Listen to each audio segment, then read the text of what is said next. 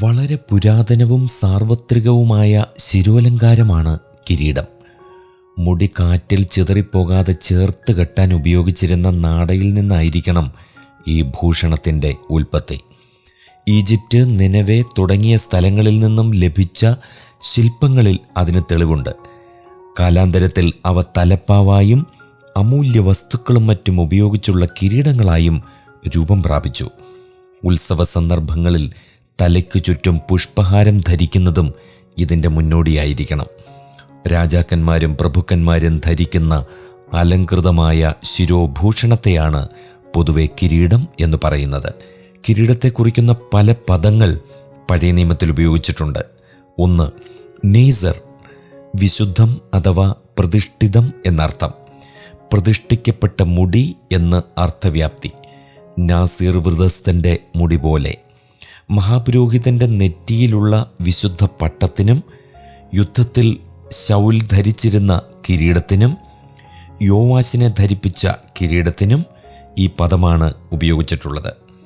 ഈജിപ്തിലെ ഭറവോന്മാർ ധരിച്ചിരുന്ന കിരീടങ്ങൾ രാജകീയ ചിഹ്നങ്ങൾ കൊണ്ട് ഭൂഷിതമായിരുന്നു.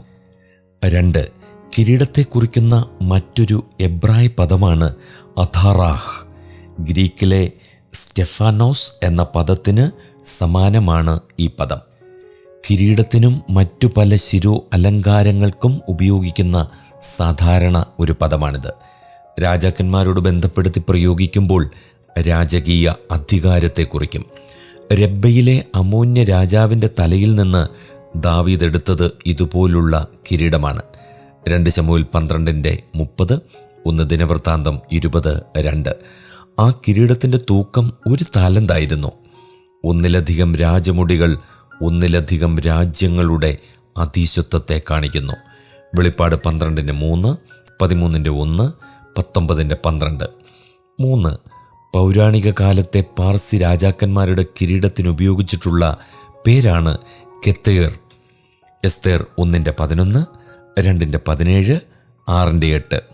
അഹശ്വേരോശ് രാജാവിൻ്റെ ഭാര്യയായ വസ്തിക്ക് രാജകിരീടമുണ്ടായിരുന്നു. അനന്തരം അത് എസ്തേറിനായി. മൊർദെഖായിയെ ബഹുമാനിക്കാൻ രാജാവ് നൽകിയ വേഷത്തിൽ പൊൻകിരീടം ഉണ്ടായിരുന്നു. എസ്തേറിൻ്റെ പുസ്തകം 8-ാം അധ്യായം 15-ാം വാക്യം.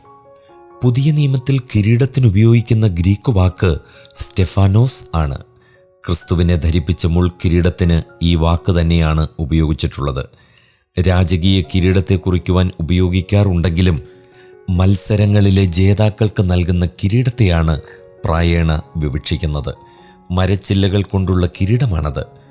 ജേതാക്കളുടെ വിജയത്തിൻ്റെയും പ്രതിഫലത്തിൻ്റെയും പ്രതീകമാണ് കിരീടം. ഗ്രീസിൽ മത്സരങ്ങളിൽ ജയിക്കുന്നവർക്ക് വാടുന്ന കിരീടം ലഭിച്ചിരുന്നു. എന്നാൽ വിശ്വാസികൾക്ക് വാടാത്ത കിരീടം ലഭിക്കും. 1 കൊരിന്ത്യർ 9-ാം അധ്യായം 25-ാം വാക്യം. രക്തസാക്ഷികളായി മരിക്കുന്നവർക്കും അതേ അവസ്ഥയിൽ ജീവിക്കുന്നവർക്കുമുള്ള വാഗ്ദാനമാണ് ജീവകിരീടം. യാക്കോബ് 1:12. സ്മുർണ സഭയ്ക്ക് നൽകിയ വാഗ്ദാനമാണ് ജീവകിരീടം. വെളിപ്പാട് 2-ാം അധ്യായം 10-ാം വാക്യം. വിശ്വസ്തരായ ഇടയന്മാർക്ക് ഇടയശ്രേഷ്ഠൻ പ്രത്യക്ഷനാകുമ്പോൾ ലഭിക്കുന്നതാണ് തേജസ്സിൻ്റെ വാടാത്ത കിരീടം. 1 പത്രോസ് 5-ാം അധ്യായം 4-ാം വാക്യം. കർത്താവിൻ്റെ പ്രത്യക്ഷതയിൽ വാഞ്ചയോടെ വിശ്വാസം കാത്ത് ഓട്ടം തികയ്ക്കുന്നവർ പ്രാപിക്കുന്നത് നീതിയുടെ കിരീടമാണ്. 2 തിമോത്തിയോസ് 4-ാം അധ്യായം 7-8 വാക്യങ്ങൾ. അപ്പോസ്തോലനിൽ നിന്നും സുവിശേഷം കേട്ട് ക്രിസ്ത്യാനികളായവരെ തൻ്റെ പ്രശംസാ കിരീടമെന്ന് പൗലോസ് അപ്പോസ്തോലൻ വിശേഷിപ്പിച്ചു. 1 തെസ്സലോനിക്കർ 2-ാം അധ്യായം 19-20 വാക്യങ്ങൾ. ഫിലിപ്പ് ലേഖനം 4-ാം അധ്യായം 1-ാം വാക്യം. നിന്റെ കിരീടം ആരും എടുക്കാനിടയാകരുതെന്ന് ഫിലദൽഫിയ സഭയ്ക്ക് ക്രിസ്തു മുന്നറിയിപ്പ് നൽകി. വെളിപ്പാട് പുസ്തകം 3-ാം അധ്യായം 11-ാം വാക്യം. ദൈവം മനുഷ്യനെ ദൂതന്മാരെക്കാൾ അല്പം മാത്രം താഴ്ത്തി തേജസ്സും ബഹുമാനവും കൊണ്ട് കിരീടമണിയിച്ചിരിക്കുന്നു.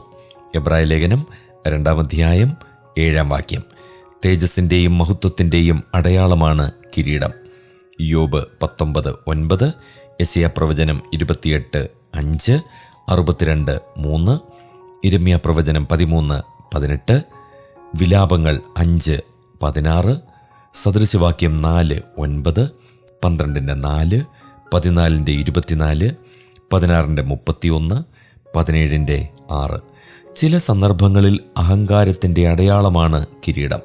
ഉദാഹരണം ഡംഭകിരീടം. യെശയ്യാപ്രവചനം 28-1-3 വാക്യങ്ങൾ.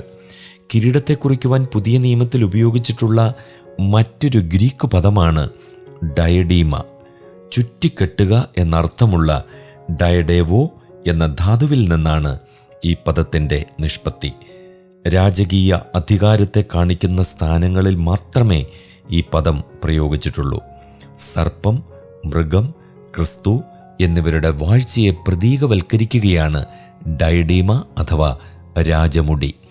വെളിപ്പാട് 12-3, 13-1, 19-12.